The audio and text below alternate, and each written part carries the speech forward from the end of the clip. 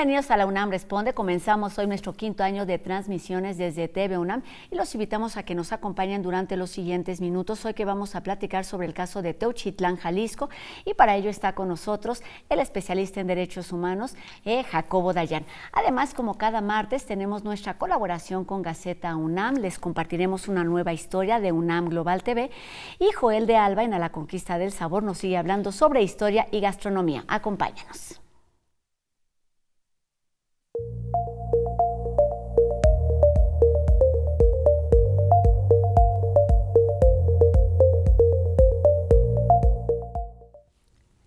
Violencia, inseguridad, libertades e impunidad son temas sobre los que reflexionamos de forma cotidiana en este espacio y bueno, hoy lo hacemos a profundidad para hablar de lo que significa el caso del Rancho Izaguirre en Teuchitlán, Jalisco, que bueno, además de generar indignación y horror, es una tragedia sobre las violaciones a los derechos humanos, sobre la injusticia y la invisibilidad de realidades que nos atraviesan como país y como sociedad. Y como les decía, está con nosotros para hablar de este tema Jacobo Dayan, director del Centro Cultural Universitario Tlatelolco de nuestra Casa de Estudios y además especialista en derechos humanos y yo diría de muchas maneras activista. Jacobo, ¿cómo estás? ¿Qué tal, Rosa? ¿Cómo estás? Muchas gracias. Pues qué bueno que estás aquí con nosotros y caso Teuchitlán puede tener muchas lecturas, se va actualizando la información día con día como ha sucedido este martes. Me gustaría que comenzáramos por ahí. ¿Qué decir hoy de esta tragedia? Bueno, es una tragedia que sacudió la conciencia nacional. Me parece que por las imágenes golpearon de manera importante porque tenemos en el inconsciente colectivo pues del mundo imágenes similares que nos remiten a épocas de horror, ¿no? Los zapatos, la ropa, porque hay que decirlo, este no es el primer hallazgo de un centro de reclutamiento forzado, es decir, ese es el término con el que hay que mencionar este espacio, este lugar, un centro de reclutamiento forzado, donde ocurre también dentro de él tortura y exterminio. Han sido documentados múltiples casos similares en el pasado y podemos remontarnos hasta el inicio de la guerra contra las drogas de Felipe Calderón, donde fueron hallados este tipo de instalaciones en el norte del país, en Patrocinio, cerca de Torreón, en Coahuila, en Piedras Negras, y bueno, pues la lista sigue en Tamaulipas con la Bartolina y en esta misma región de Jalisco ya meses y años atrás, en Tala, Jalisco, y en las inmediaciones de Teuchitlán también otro. Es decir, es una forma de operar del crimen organizado que tiene una altísima rotación de personal debido a pues, las muertes en combate que tiene el crimen organizado y a las detenciones que hace el Estado mexicano, requieren de un recambio de personal muy veloz y recurren a las técnicas de reclutamiento forzado de manera frecuente, es decir, no nada más es jóvenes que quieren sumarse a las filas del crimen organizado, sino son llevados obligados y con engaños a un reclutamiento forzado, que lo que vemos en este centro es lo que ocurría desde hace muchos años y esto solo se puede explicar con la complicidad de los 3 niveles de gobierno sin importar partidos políticos. Es decir, cuando vemos que este fenómeno se reparte en todo el país, esto no es un asunto de un partido o de otro, sino una colusión por parte del Estado mexicano en todos sus niveles para que esto pueda ocurrir a plena luz del día y a cielo abierto. Dices muchos puntos importantes que intentaremos desmenuzar a lo largo de estos minutos, pero uno es lo que sabemos, lo que se dice, pero lo que no sabemos. Hay, por supuesto, como siempre sucede cuando se vuelve noticia, lo que se sabía, lo que no, lo que se ha hecho, lo que no. ¿Qué nos dice este caso de lo que sucede o de lo que ha sucedido de forma constante, al menos en esta región de Jalisco, Jacobo?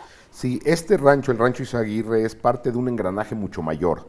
Es decir, no es de que se encontró el centro de operaciones principal del Cártel Jalisco Nueva Generación. Esto es un engranaje más de un sistema de operación donde hoy sabemos que los jóvenes, aunque ya se tenían reportes también desde hace meses y años de jóvenes desaparecidos en las terminales camioneras, recordemos el caso de los jóvenes que fueron reclutados de manera forzosa y obligados a asesinarse entre sí, que también sacudió a la conciencia nacional hace ya varios meses. Y lo que hoy sabemos es de que son entrenados en estos lugares las personas que no pasan los requerimientos que del digamos grupo no tienen criminal, las habilidades que requieren. o se rehúsan son asesinados y bueno, hoy sabemos también ya, aunque el gobierno ha tratado de eliminar esos datos o esa información de la narrativa, que fueron encontrados pozos, hoyos pequeños en la tierra, donde se encontraron huesos calcinados. Es decir, cuántas personas fueron asesinadas ahí no lo sabemos. El fin principal de este centro era un centro de adiestramiento o de reclutamiento forzado, pero necesitamos conocer, se necesita saber de quién era la ropa que estaba ahí, cuál es el destino final de esa gente, cuáles fueron reclutados, quiénes fueron asesinados allá adentro, y en las inmediaciones de este centro hay reportes de la presencia o de la posibilidad de encontrar fosas clandestinas masivas. Es decir, esto no termina con los hallazgos de la ropa que se ha hecho, sino es una investigación que tiene que ser contextualizada en toda la región y lo que ocurría dentro y fuera de este centro. Antes de hablar de lo que sigue, hablemos un poco de lo que significa, de lo que representa este hecho en cuanto a crisis de derechos humanos, de impunidad, de violencia, de narcotráfico. ¿Cuáles son todos esos temas que están ahí, digamos, ocultos en el rancho de Izaguirre? Sí, esto atraviesa muchas cosas, incluso el control territorial del crimen organizado. Es decir, cuando los gobiernos mexicanos hablan de soberanía, pues la pregunta es de qué soberanía están hablando cuando el Estado mexicano es incapaz de controlar el territorio y garantizar la vida de las y los ciudadanos. Y lo que vemos es una operación mucho más compleja de lo que mucha gente creía. Es decir, sabíamos de la complejidad de operación del crimen organizado. Esto revela la forma de reclutamiento y hay redes similares en la operación, distribución de drogas. Tendríamos que averiguar cuáles son las conexiones políticas y las conexiones económicas de estos grupos criminales. Y lo que vemos es que también se cae esta narrativa de que las víctimas en algo andaban. Es decir, son jóvenes que son reclutados, engañados y reclutados por la fuerza, y el crimen organizado operando, repito, a plena luz del día y a cielo abierto, de maneras muy brutales en la privación de la libertad de la gente, en las torturas, en obligar a la gente al sicariato, por ejemplo. ¿Qué es lo que te parece a ti, Jacobo, teniendo, digamos, este conocimiento, esta experiencia, este bagaje sobre otros casos similares en otros entornos? ¿Qué es lo que te parece más delicado, más sensible, más brutal de este caso Teuchitlán? Bueno, me parece que hay varias cosas. Una es las incapacidades del Estado mexicano, otra vez sin importar partidos políticos. Es decir, no hemos sido capaces de enfrentar con las instituciones que tenemos y garantizar verdad, justicia y no repetición de este tipo de casos. Venimos escuchando casos similares y en la región desde 2019 se reportó el primero que se encontró por el periodismo en Tala, Jalisco, a unos minutos de este lugar, y el Estado mexicano fue incapaz de reaccionar, de revisar todo el entorno, de garantizar la seguridad, y por otro lado creo que tenemos que tratar de entender que la hidra del crimen organizado es mucho más compleja que solamente el narcotráfico, que una estrategia de seguridad centrada en decomisos de drogas y armas no es suficiente, y sobre todo que esto puede existir gracias a los vínculos políticos y económicos con sectores formales.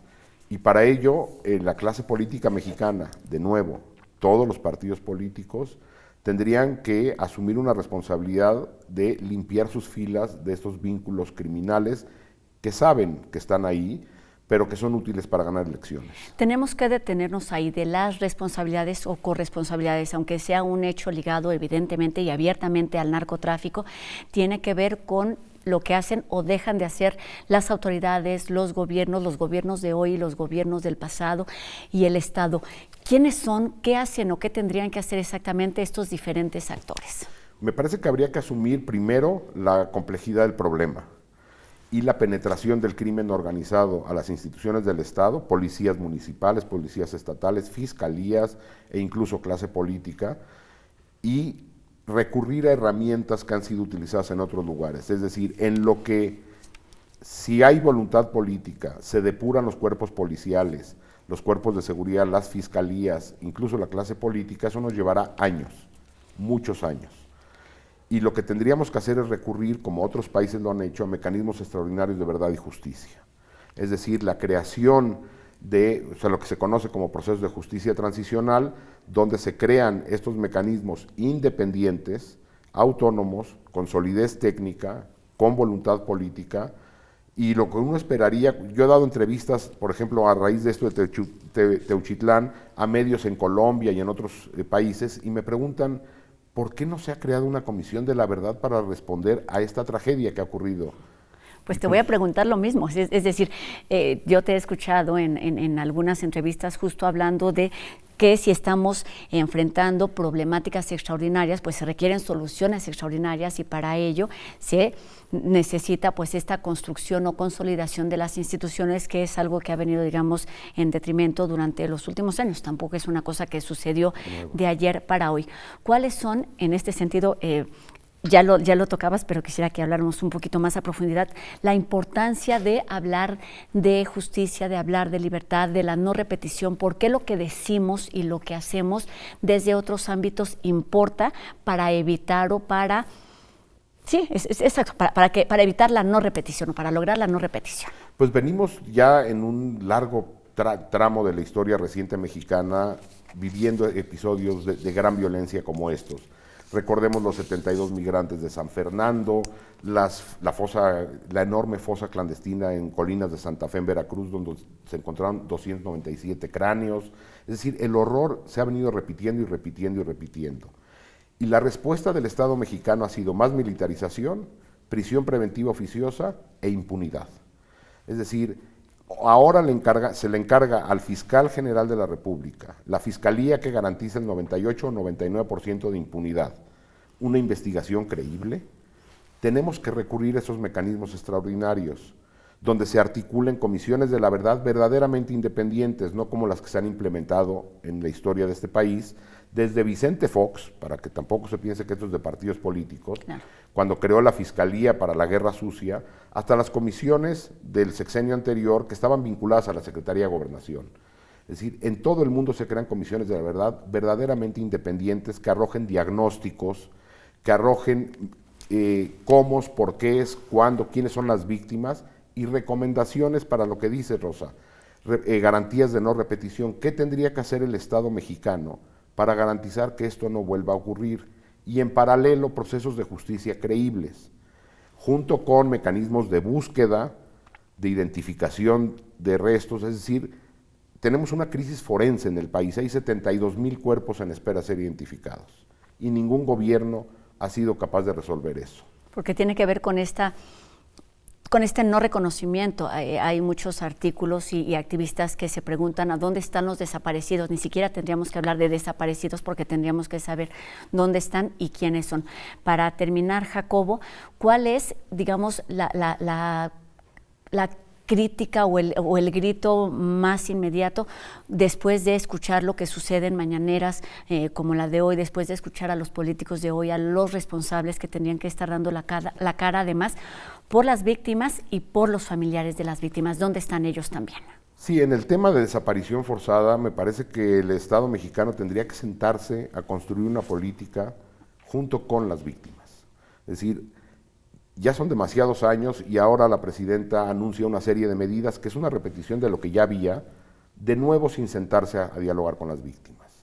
Es decir, si hay alguien que conoce lo que ha ocurrido en este país en los últimos años en materia de desaparición, son los colectivos, que ya son cientos en el país. Ahí hay un conocimiento acumulado junto con las organizaciones que acompañan a las víctimas. Una política para atender la problemática de la desaparición tendría que ser construida con las familias. Y luego, en materia de seguridad y justicia, recurrir a las experiencias internacionales.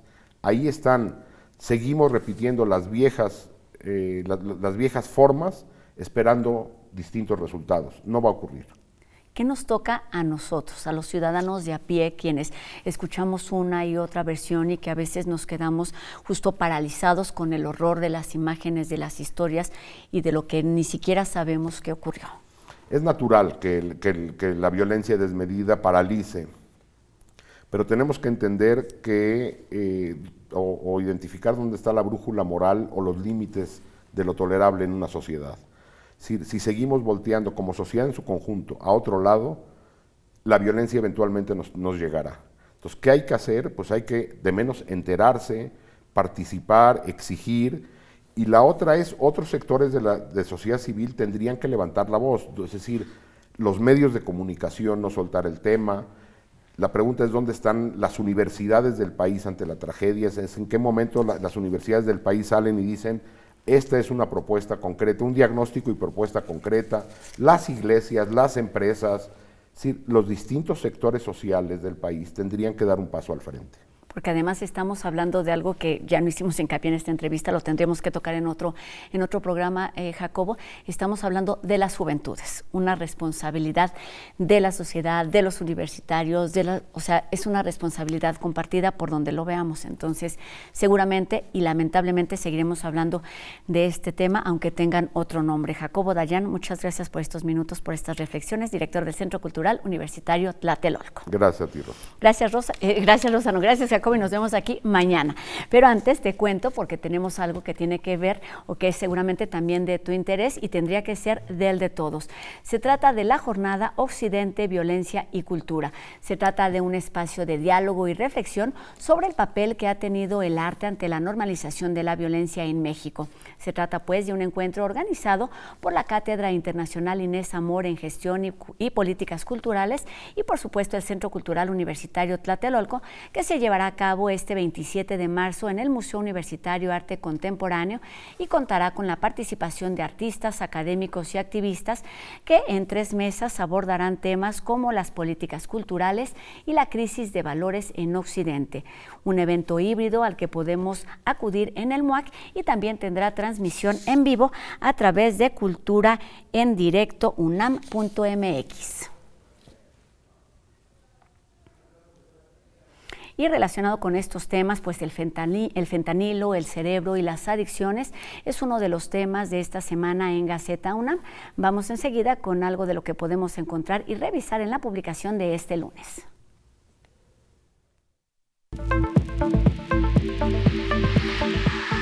Especialistas de diferentes áreas hablan sobre el fentanilo, una droga altamente adictiva y peligrosa que produce efectos severos que alteran el cerebro y sin embargo es un medicamento esencial en el tratamiento del dolor crónico y terminal.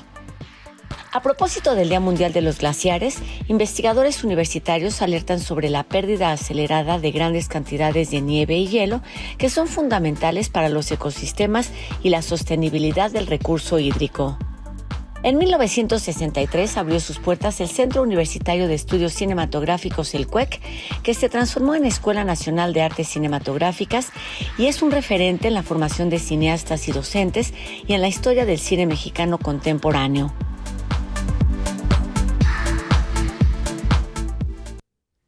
Hoy Joel de Alba nos cuenta sobre la transformación que han tenido los frijoles para potencializar sus cualidades nutricionales, esto en A la Conquista del Sabor.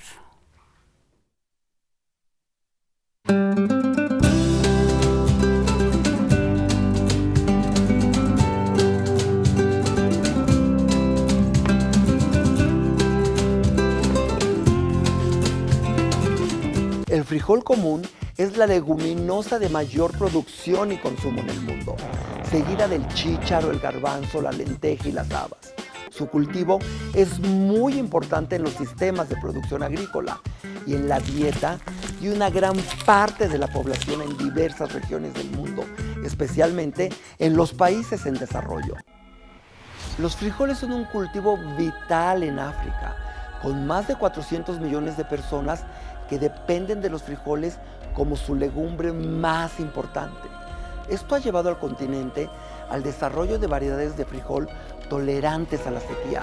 Un ejemplo de una variedad tolerante a la sequía es el frijol niota, que ha tenido un gran éxito. Niota significa estrella en Kiswahili, la lengua nativa más hablada en Kenia y Tanzania. Estos también llamados superfrijoles son una variedad de rápida maduración y alto rendimiento.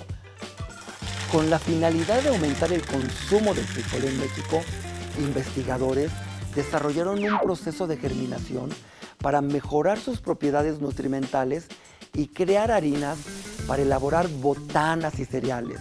Las tecnologías de alimentos a base de harina de frijol son una alternativa para el combate de alimentos chatarra o de pobre calidad nutricional que se encuentran en el mercado.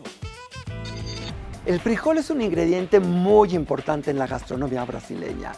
Existe una comunión entre la samba, la caipirinha y la feijoada, plato hecho a base de frijoles con diferentes partes del cerdo. Los frijoles son una excelente opción para las personas que quieren comer menos proteína de origen animal. Y es que no solo los podemos consumir de la olla o refritos como acompañamiento. Este importantísimo ingrediente se está integrando a recetas diferentes y muy creativas. Acompáñenme al restaurante del Complejo Cultural Lago Algo del Bosque de Chapultepec para conocer una receta en donde el frijol se reinventa de otra forma.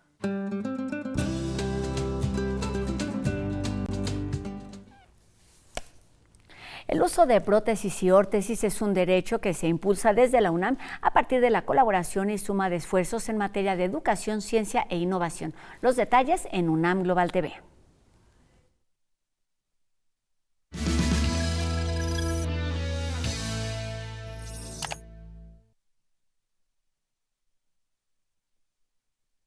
La firma de este convenio de colaboración marca un nuevo capítulo de cooperación y compromiso para la Universidad Nacional Autónoma de México y las instituciones socias. Representan un paso firme hacia un presente y un porvenir en los que la educación superior pública, la ciencia, la salud y la innovación convergen para cambiar realidades. Actualmente, según la Organización Mundial de la Salud, solo 1 de cada 10 personas que requieren ayudas técnicas prioritarias como prótesis y órtesis puede acceder a ellas. Este instrumento que hoy suscribimos es un recordatorio de que con el trabajo colaborativo podemos innovar y crear soluciones que transformen vidas. Sigamos adelante con esta alianza, con la certeza de que la educación pública, la ciencia, la divulgación y la salud son motores de un México más justo, inclusivo y próspero. La Universidad Nacional es fundamental para este país. No existiría México como es hoy si no existiera la UNAM y luego todas las universidades que a partir de la UNAM se empezaron a crear desde el siglo pasado. Lo que ellos han logrado en esta escuela es de gran importancia y por eso yo reuní al director de este instituto, al director de la escuela, para que trabajaran juntos, porque lo que se está preparando, además de que están preparando a jóvenes que tengan esta especialidad de hacer prótesis y órtesis, además están fabricando los instrumentos para los pacientes.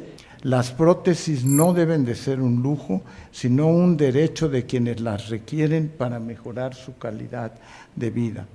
Gracias a esta colaboración podremos garantizar que la innovación beneficie a quienes más los necesitan. Este convenio reafirma nuestro compromiso con un sistema de salud eficiente, inclusivo y enfocado en la prevención y rehabilitación.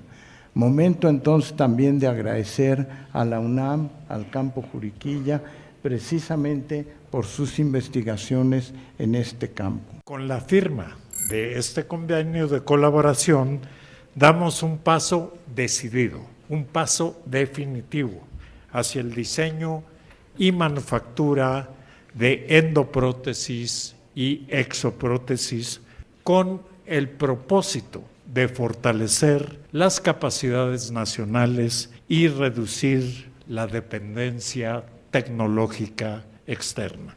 En México se realizan alrededor de 27,000 amputaciones anuales, lo que equivale a un promedio de 75 intervenciones diarias.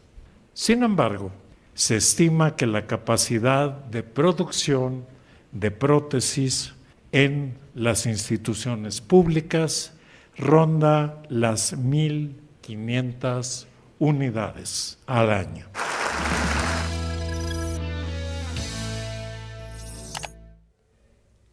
Terminamos nuestro programa de hoy agradeciendo a Ricardo Iturbe su participación en la interpretación de lengua de señas mexicana y recordándoles a todos ustedes que podemos estar en contacto a través de nuestras redes sociales. Háganos llegar sus dudas, sus comentarios y sigamos haciendo juntos La UNAM Responde. Y gracias, por supuesto, a todas y cada una de las personas que hacen posible esta transmisión desde nuestras instalaciones aquí en TV UNAM y desde el máster. Y los invitamos a que nos acompañen el día de mañana, 2:30 de la tarde, por supuesto, en TV UNAM. Mi nombre es Rosa Brizuela. Adiós.